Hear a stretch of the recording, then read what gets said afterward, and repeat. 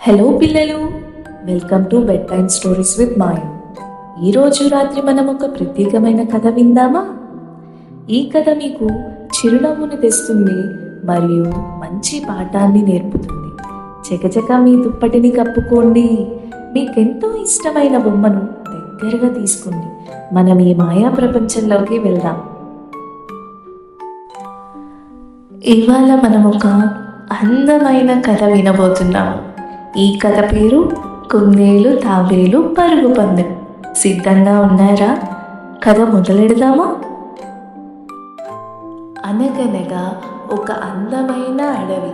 పచ్చని చెట్లు, సెలయేరులు, రకరకాల పక్షులు, జంతువులతో భూతల స్వర్గంలా ఉండేది. ఆ అడవిలో దర్పకుడు అనే ఒక కుందేలు మరియు నిదాన్ అనే ఒక తాబేలు ఉండేవారు. దర్పకుడికి అహంకారం ఎక్కువ, నిదానికి పట్టుదల ఎక్కువ. దర్పకుడు ఎప్పుడు తన వేగం గురించి గొప్పలు చెప్పుకుంటూ ఉండేవాడు.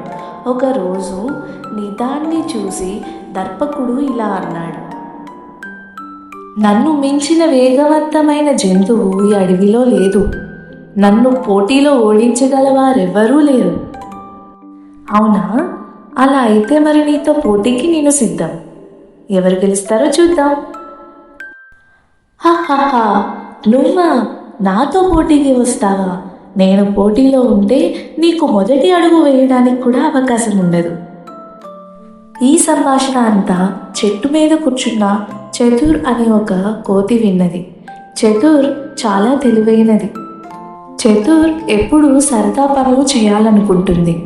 చతుర్ చెట్టుపై నుండి కిందకు దిగి దర్పకుడు మరియు నిదాన్తో ఇలా అంది: నేను మీ పోటీకి నిర్వాహకుడిగా ఉంటాను. పోటీ చక్కగా న్యాయంగా జరగాలనుకుంటే మీరు రెడీ అవ్వండి. మీ ఇద్దరు అదిగో ఆ పెద్ద చెట్టు దగ్గర మొదలుపెట్టి పక్కనే నది దగ్గర ఉన్న కొబ్బరి చెట్టు వరకు పరిగెత్తాలి.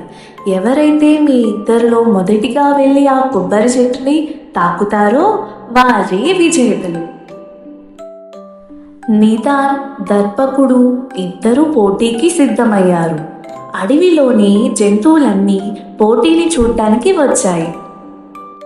పోటీ ప్రారంభమైంది. Ready, set, 1 2 3 go! దర్పకుడు వాయువేగంతో ముందుకు దూసుకెళ్ళిపోయాడు. నిదాన్ నెమ్మదిగా కదులుతున్నాడు. అలా కొద్ది దూరం వెళ్ళిన దర్పకుడికి బాగా ఆయాసం వచ్చింది. వెనక్కి తిరిగి చూస్తే నిదాన్ ఇంకా చాలా దూరంలో ఉన్నాడు. అప్పుడు దర్పకుడు ఇలా అన్నాడు: ఈ నిదాన్ నన్ను చేరుకోవడానికి ఇంకా చాలా సమయం పడుతుంది. ఎలాగో గెలిచేది నేనే కదా, ఈలోపు ఒక చిన్న కునుకేద్దామా అని అనుకొని ఒక చెట్టు కింద నిద్రపోతున్నాడు. మరోవైపు నిదాన్ నెమ్మదిగా కదులుతూ ఒక్కొక్క అడుగు ముందుకు సాగుతూ ఉన్నాడు. అతనికి ఒకే ఆలోచన: గమ్యానికి చేరుకోవడం. అతను ఎప్పుడు ఎక్కడ ఆగలేదు, విశ్రమించలేదు. అలా నిదాన్ తన గెలుపు వైపు అడుగులు వేస్తున్నాడు.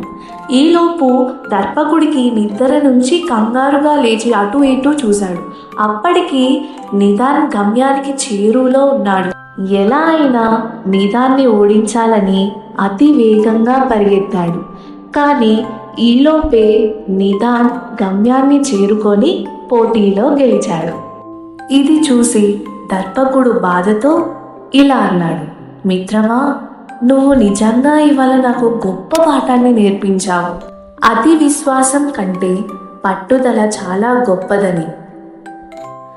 మిత్రమా, మనలో ఎంత గొప్ప తెలివితేటలు, జ్ఞానము ఉన్నా అహంకారం, అతి విశ్వాసం మనల్ని గెలుపు నుంచి దూరం చేస్తాయి. నెమ్మదిగా, స్థిరంగా గమ్యం వైపు కదలడం ద్వారా గెలుపు సాధ్యమవుతుంది. పిల్లలు, ఈ కథ మనకు ఒక గొప్ప పాఠాన్ని చెబుతుంది. కేవలం వేగం మాత్రమే కాదు, పట్టుదలతో కష్టపడడం కూడా విజయానికి చాలా ముఖ్యం. దీన్ని మీ జీవితంలో పాటించి గొప్ప విజయాలను సాధించండి. కథ కంచికి మనం ఇంటికి, మీరు నిద్రలోకి జారుకోవాల్సిన సమయం అయింది. మరి నిద్రకు సిద్ధమవ్వండి పిల్లలు. రేపు మళ్ళీ మరో మంచి కథతో కలుద్దాం. Good night. ప్రియమైన అమ్మలు, ఇలాంటి మరిన్ని కథల కోసం ఇప్పుడే మా ఛానల్ని సబ్స్క్రైబ్ చేసుకోండి. బెల్ ఐకాన్ని క్లిక్ చేయండి. Thank you.